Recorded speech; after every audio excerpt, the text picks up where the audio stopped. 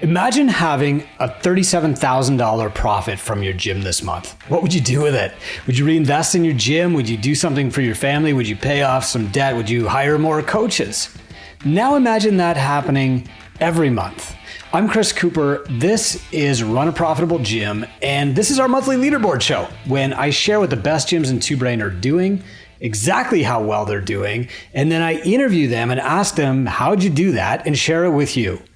Look, when you're making decisions about how to grow your gym, you need to start with bedrock truth. You need to go to the people who are actually doing the things, can prove it, and then ask them what they're doing instead of just believing all the hype and the ads you see on Facebook about flooding your gym with leads. This is how we do that. Every single month, we track 6 metrics in Two Brain. We look at who's doing the best with those metrics and then say, how'd you do that? And then we teach it to everybody else. This is what it means to base decisions on data. And this month is one of my favorite leaderboards because we're talking about net owner benefit. That's how much you take from your gym. Profit, salary, those two things added up, but also the things that your gym pays for, like your car, your cell phone, etc. This is really why you open a business instead of just coaching for somebody else. You want to have this leverage of entrepreneurship to create these opportunities for wealth for your family, to create opportunities for your staff, to make better gyms for your clients, and maybe to even open up more gyms. To do that, you need profit, and that's why we want to hear from the best people in the world. So let's start with the leaderboard, and then I'm going to share with you exactly how they got there so that you can do it too. I'm going to go in reverse order through this leaderboard, as I like to do. I like to kind of build the suspense.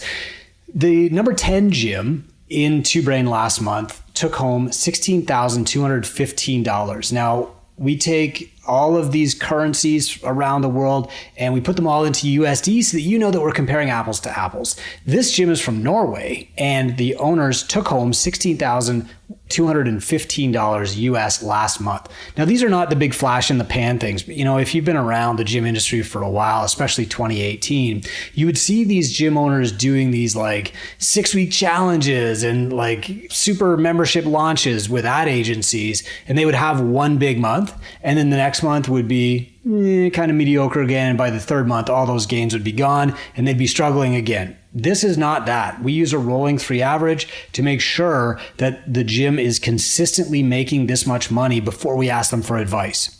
The number 9 gym on our Two Brain leaderboard is $16,530 net owner benefit. They're from the States. That's a personal training gym. Congratulations. Number 8, $16,823 in 1 month of net owner benefit. That's a CrossFit gym, also from the States. Number 7, $16,858 US in profit, net owner benefit in 1 month. Congratulations. Number 6, yay, Team Canada. But this is in US dollars, remember, $18,330 last month in net owner benefit to the owner, a husband and wife team. So proud of them. Next, in 5th place, $19,116 US. This is a CrossFit gym too. Number 4 was $22,206 US. This is a CrossFit gym in Switzerland, which has a slightly different model than the CrossFit gyms would in the States because that's what we mentioned them to do. Number 3, $22,696 US take home for the owners last month. Number 2, go Canada. This is $23,262 US take home from their gym last month. So awesome. And number 1, $37,935 USD last month in net owner benefit. That's salary and profit to the owner. Congratulations. That's a strength training gym, by the way. So amazing. And also amazing that you're willing to share your lessons with everybody else. So I'm going to get into those right now. Now, keep in mind that this is take home. This is not top line revenue. There are people out there who will say like, oh, I have a successful gym because I've got $50,000 a month in revenue coming in. But what really matters is what's left over at the end. What's the bottom line? If you've got 50 grand in revenue coming in and you spend it all, you can still go hungry.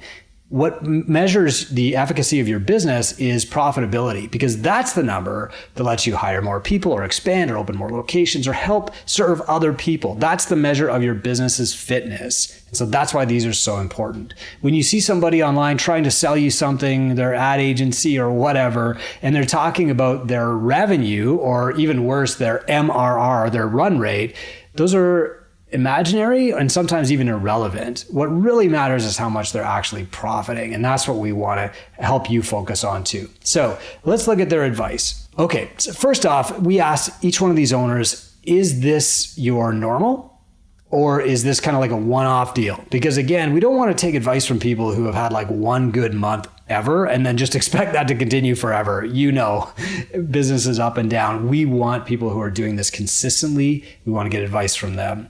So this guy said that this month his NOB was a little bit higher because he had a bigger draw. He had a really amazing few months previously, but his average every single month would still put him in the top 4. That's amazing. And this actually does happen. Like what's really important is not how often you have these really peak months. It's what you fall back to on average in between these peak months, right? Your business is not as good as your best month. It's as good as your worst month. And so when you're falling back down and like you're winning the leaderboard this month, but you fall back down to like top 4 every month, you're doing great. Another person said, this is on par with our yearly average. It used to be higher, but I hired a GM and that brought our net owner benefit down. But I'm not in the gym as much, so it's a trade that I would happily make every time. I believe this will increase as we go.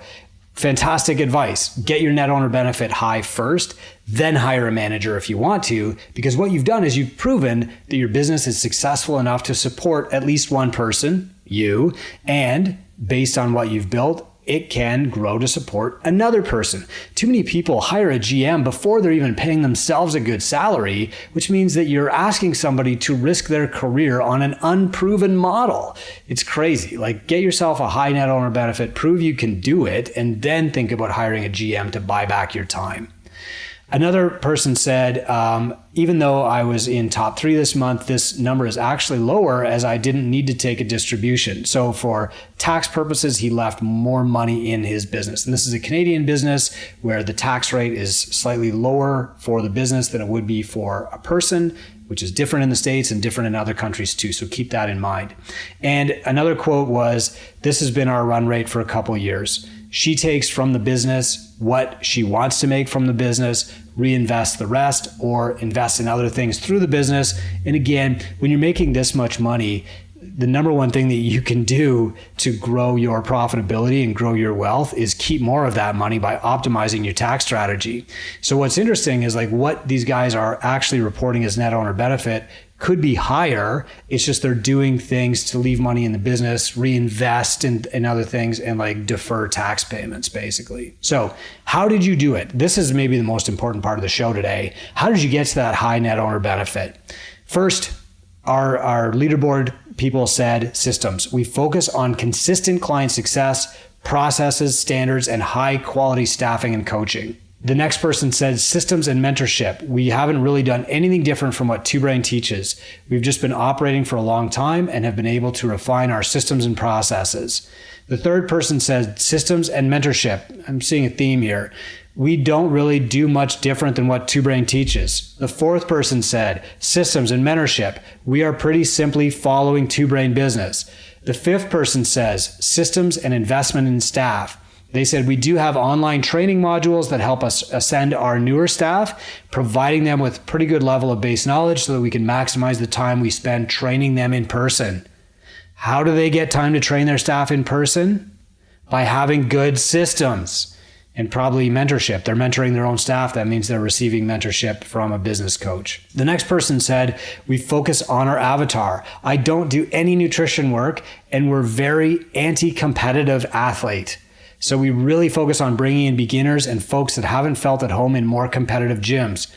Huge. Another theme that we saw in the responses was that these gyms did not focus on client headcount. Their model is not get 400 clients in a group training program. They really focused on high value services to high value clients. That's ARM, not headcount. And while they have to have both to get the revenue that creates the profitability that we're talking about here, they prioritize that high ARM because you're going to have lower churn, you're going to have better margins that can be used to pay coaches, and be able to buy back the owner's time to focus on growing the gym.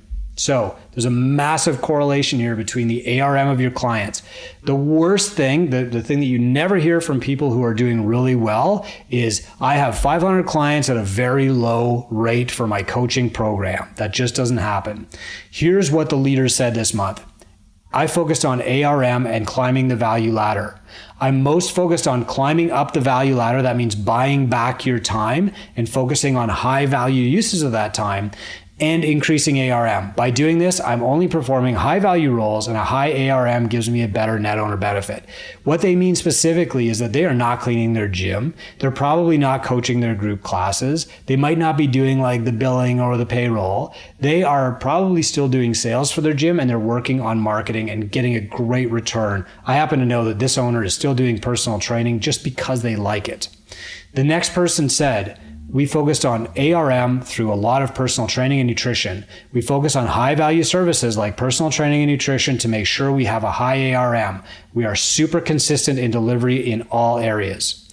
The third person said, we sell a high ARM valuable services. We added higher level services to maximize our gym utilization via individual design. Again, you're providing the value that clients want to buy. They're not tricking people into buying a high value service. They're finding out what their clients want and the problem their clients want to solve and solving that for them, instead of just saying, we're selling group training, because all of the other gyms on your street are saying, we're selling group training, we're selling group training, we're selling group training.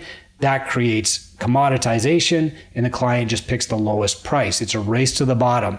These leaders in net owner benefit are the opposite. They're anti-commoditization. They are setting themselves out by serving a narrower niche better with more value. The next person said, we have a high ARM. We are in the process of moving all of our personal training clients to a membership, which will create consistency and predictability in revenue. We got rid of packages. Hey, if you've got a personal training studio or you're selling personal training, it's time to stop selling packages, okay? Most of us stopped doing this years ago. I wish I had never sold packages, and get people onto recurring memberships. When you're in Two Brain, in the mentorship program, this is one of the things the mentor is going to tell you. And it's such a simple fix, but there's multiple steps involved, and you have to be guided through that process if you want it to work effectively. Look, the reason that you opened a gym was to help people get healthy and fit. But the measure of success of your gym is how long you can stick around and help those people. If you're just running crazy ad strategies once a year, once a quarter, you might boost your revenue for a month, but you're going to damage yourself long term. The real measure of your gym's fitness is the net owner benefit that you receive in profit that can be reinvested for staff, it can be reinvested for wealth, it can be reinvested for impact, and you can help more people. You know, my mantra is make lots of money and give it away. When gym owners make lots of money, that's what they do with it. And that's why I'm so proud of these gym owners for leading the way and giving back to you so that you can do it too. I'm Chris Cooper. This is Run a Profitable Gym. And if you want to talk more about this, just go to gymownersunited.com. That's our free public Facebook group. It's helpful. It's productive. Everybody in there is positive. There's no sarcasm and stupid memes and waste of your time. You can get in there, you can learn something today, you can act on it for free and improve your business. Thank you for serving humanity, and I hope this serves you.